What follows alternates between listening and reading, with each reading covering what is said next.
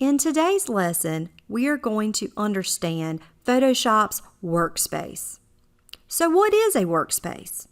A workspace is the entire working area of Photoshop. Simply putting it, is pretty much everything you see and click within Photoshop.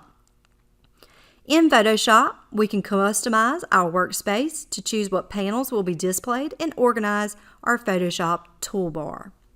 First, we're looking at the canvas. That's the workspace around an existing image within the image window. Next, we're going to look at the Layers panel. The Layers panel will handle all of your layer-related tasks, from adding and deleting layers, adding layer mask, adjustment layers, changing layer blend modes, turning layers on and off. The toolbar is where Photoshop holds the many tools we have to work with. There are tools for making selections, cropping and retouching images, for adding shapes and type, and many more.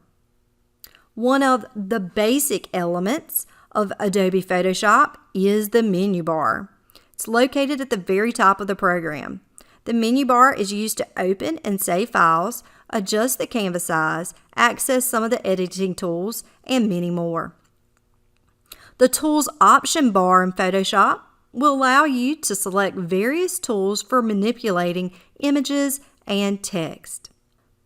And last is going to be our Properties panel.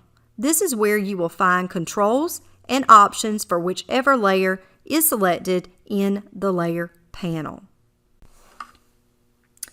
This is an overview of Photoshop's workspace. And it's important to understand this workspace to allow you to be more efficient in Photoshop.